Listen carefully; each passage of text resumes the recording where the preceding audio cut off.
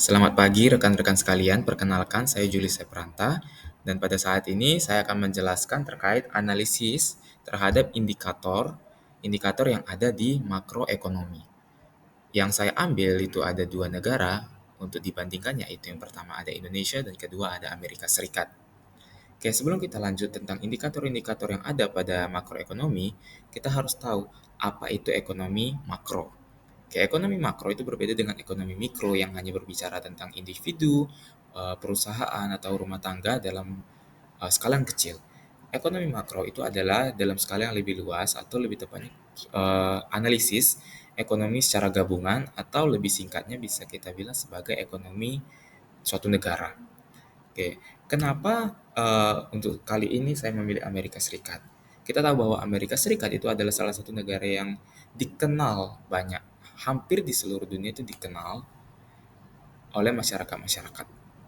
Yang kedua itu ada target pertumbuhan. Kita tahu bahwa pertumbuhan ekonomi yang ada di Amerika Serikat itu termasuk sangat tinggi. Itu negara Amerika Serikat tergolong negara yang maju dalam bidang infrastruktur, teknologi, pendidikan dan lain sebagainya. Oleh sebab itu, banyak dari negara-negara berkembang termasuk Indonesia yang mau untuk mengikuti jejak Amerika. Oleh sebab itu saya memasukkan salah satu faktor penyebab saya memilih Amerika, itu adalah target pertumbuhan. Yang kedua yaitu ada investasi asing, dan yang ketiga ada hubungan diplomatik yang baik. Investasi asing, Amerika Serikat termasuk yang terbesar kedua terhadap negara-negara berkembang. Dalam sejarah juga dikenal bahwa Amerika Serikat termasuk investor terbesar terhadap negara-negara yang baru dibentuk untuk mendorong perekonomian mereka. Yang pertama, indikator yang akan kita bahas itu adalah tingkat pertumbuhan. Tingkat pertumbuhan ini adalah salah satu faktor yang paling penting yang dapat kita lihat secara langsung. Bisa kita lihat dari infrastruktur, teknologi, dan yang pertama, AS itu atau Amerika Serikat itu lebih baik pertumbuhan ekonominya dibandingkan Indonesia.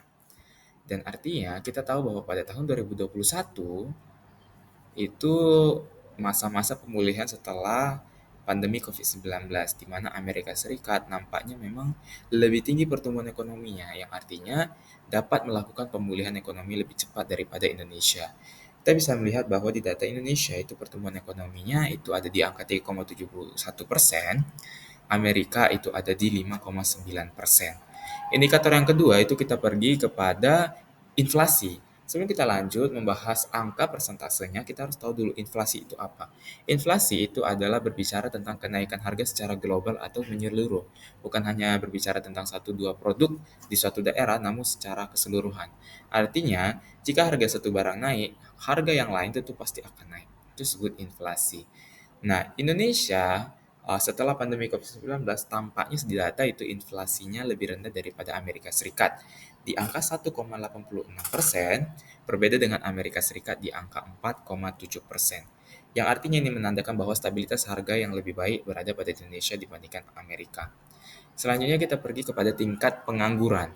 Nah, kita tahu bahwa banyak sekali perusahaan-perusahaan yang bangkrut atau gulung tikar yang akhirnya terpaksa memberhentikan para pekerja sehingga tentu tingkat pengangguran ini akan sangat meningkat setelah pandemi COVID-19.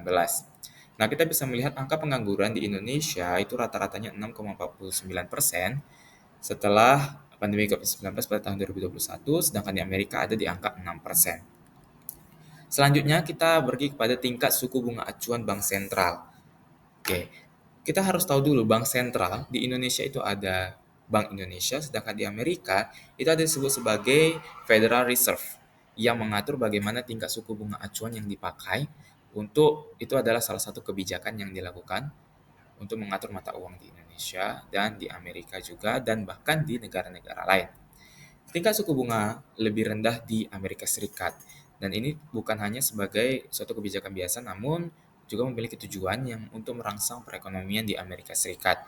Di Indonesia itu berada di angka 3,5%, sedangkan di Amerika itu ada berada di angka 0 sampai 0,25%. Kita lanjut kepada indikator defisit anggaran. Defisit anggaran ini beberapa hal dapat menyebabkan defisit, yang salah satunya adalah pendapatan yang berkurang di tahun sebelumnya yang tidak dapat memenuhi anggaran yang ada di PDB, sehingga pada Indonesia itu tingkat defisitnya itu lebih rendah daripada di Amerika Serikat. Ada di angka 4,85% dari PDB, sedangkan di Amerika Serikat ada 12,9% dari PDB.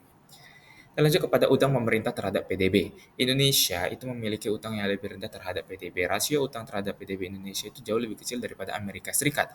Kita bisa melihat bahwa Indonesia itu berada di angka 39,7%, sedangkan di Amerika Serikat itu bahkan di atas 100%, yaitu berada di 129%.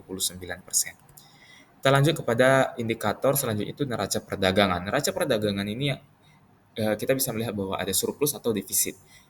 Neraca perdagangan surplus itu artinya tingkat ekspor yang lebih tinggi daripada impor, sedangkan defisit itu adalah kebalikannya di mana impor lebih besar daripada ekspor. Kita bisa melihat pada tahun 2021 Indonesia itu mengalami surplus di neraca perdagangan di mana ekspor Indonesia itu lebih tinggi daripada impor. Sedangkan Amerika itu berada pada tingkat yang lebih rendah daripada ekspor impornya. Maka Amerika dalam neraca perdagangan itu masuk ke dalam defisit.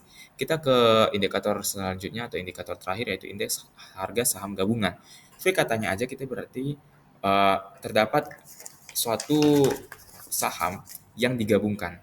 Kalau di Indonesia itu Bursa Efek Indonesia, sedangkan kalau di Amerika Serikat itu ada 3 indeks, salah satunya ada Dow Jones Average yang bahkan dipakai oleh beberapa negara lainnya.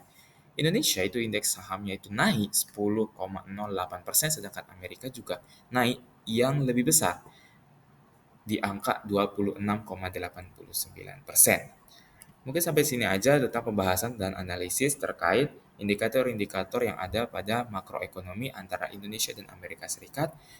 Sampai di sini, terima kasih. Sampai jumpa lagi.